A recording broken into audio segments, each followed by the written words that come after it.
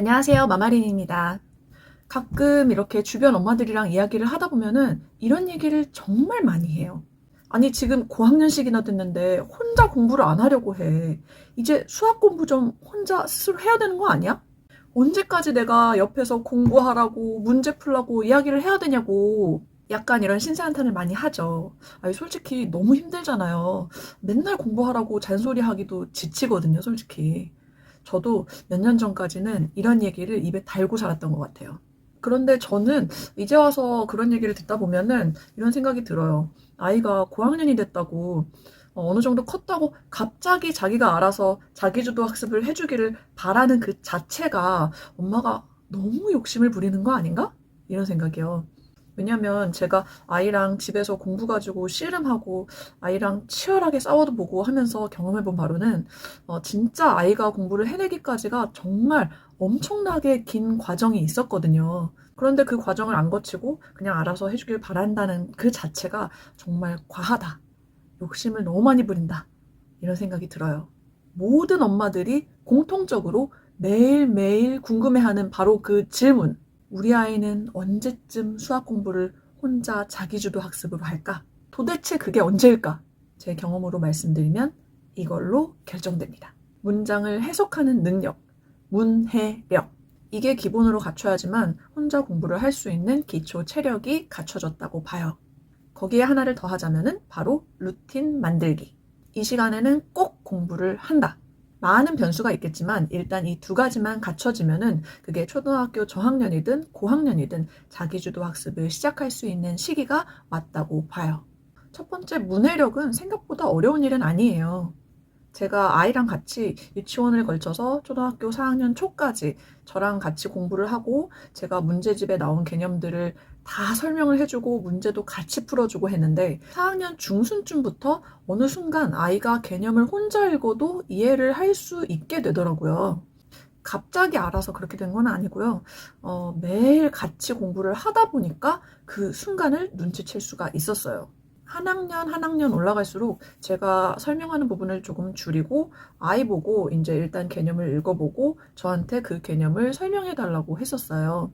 그리고 혹시 아이 설명이 미흡한 부분이 있다면은 제가 개념서를 보면서 다시 짚어주고 이렇게를 1년 넘게 반복을 하다 보니까 점점 제가 설명을 굳이 안 해도 아이가 스스로 바로 문제를 풀려고 하더라고요. 며칠 전에 제가 이 영상을 찍겠다고 아이한테 물어봤어요. 솔직히 저도 언제부턴지는 정확히 기억이 안 나는데 하여튼 저희 아이도 어느 순간부터는 자기 혼자 하기 시작했었거든요. 그래서 아이가 무슨 생각으로 혼자 하기 시작했는지 그게 궁금해서 물어봤어요. 너 어떻게 하다가 갑자기 수학을 혼자 공부하기 시작했니?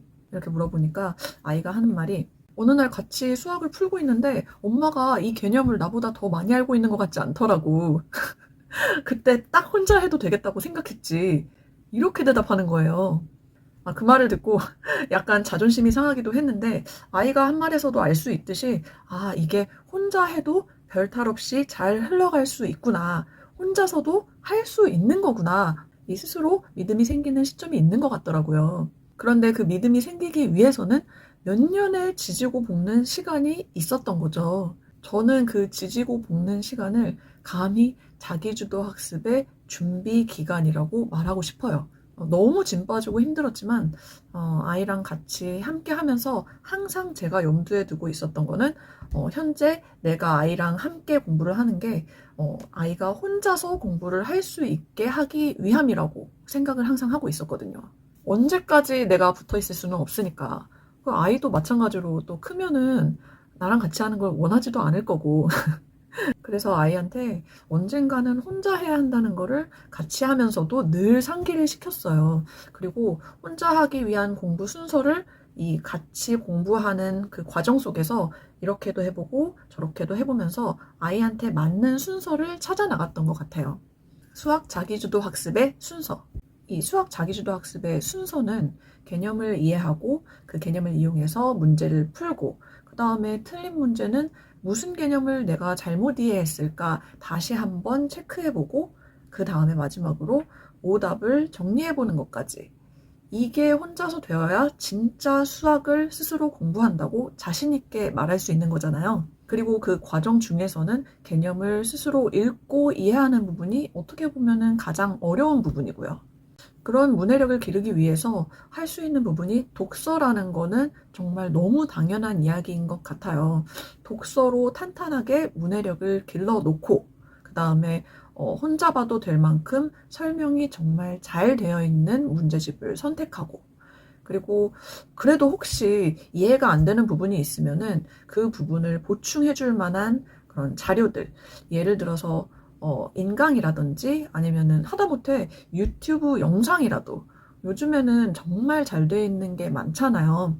그런 것들을 준비를 해놓고 정해져 있는 공부 시작 시간에 자기가 시행착오를 거쳐 나가면서 만든 공부 순서대로 공부를 하기 시작한다면은 혼자 하지 못할 이유가 없는 거죠. 그런데 처음부터 그렇게 안 되는 거 다 아시죠? 제가 아까 말씀드렸잖아요. 아이가 그냥 갑자기 스스로 하길 바라는 거는 정말 욕심이 과한 거라고. 이 모든 과정을 아이가 스스로 할 수 있을 때까지는 어느 정도의 관심이 정말 필요한 것 같아요.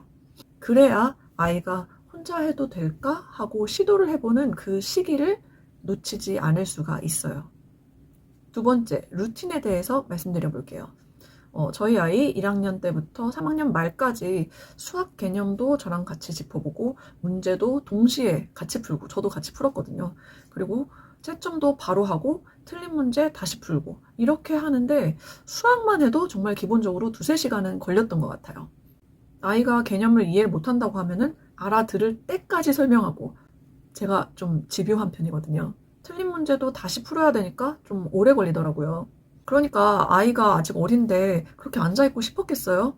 진짜 아이도 저도 정말 진이 빠지는 날이 많았어요. 왜냐하면은 서로 힘이 드니까 이렇게 감정이 상해가지고 싸우는 날이 정말 많았거든요. 그럼에도 불구하고 항상 지켰던 원칙은 비가 오나 눈이 오나 아프거나 안 아프거나 학교 끝나고 집에 와서 간식 먹고 오후 시간 그러니까 한 3시부터 5시까지는 꼭 공부하는 시간으로 초등학교 1학년 때부터 4학년 때까지 그렇게 보냈어요.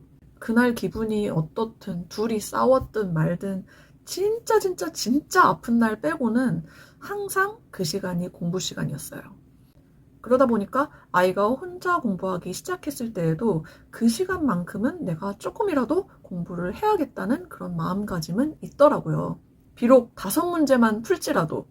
그런데 본인도 안 하고 싶은 날도 있고 그리고 힘든 날도 당연히 있잖아요. 그럴 때는 그냥 놀아요. 그런데 며칠 그 시간에 안 하다 보면은 뭔가 찜찜해.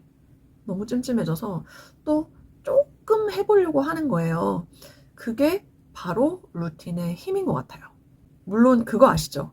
엄마 성에는 절대로 안 차는 거. 그래도 아이가 스스로 혼자서 해내고 있다는 그 자체가 대견한 거잖아요. 그래서 늘 감사하면서 살고 있습니다. 그리고 이게 혼자 공부하다 보니까 엄마랑도 오히려 사이가 좋아지는 거 아시나요? 제가 너무 개입하지 않고 멀리 떨어져서 지켜보고 응원해주니까 아이도 마음이 편해져서 서로 이렇게 날을 세우면서 싸우는 날이 별로 없어요. 어차피 결국에는 혼자 해야 하는 게 공부잖아요. 만약에 지금 아이랑 매일매일 수학 공부 때문에 전투를 벌이고 있는 중이다 하시면은 오늘 이 영상을 보시고 그래, 내가 오늘부터는 너의 혼공을 위해서 함께 해주지. 오직 그 목표 하나로 즐겁게 아이와 함께 혼공 프로젝트를 진행해 보셨으면 좋겠습니다. 지금까지 마마린이었고요. 오늘도 현명한 하루 보내세요. 감사합니다.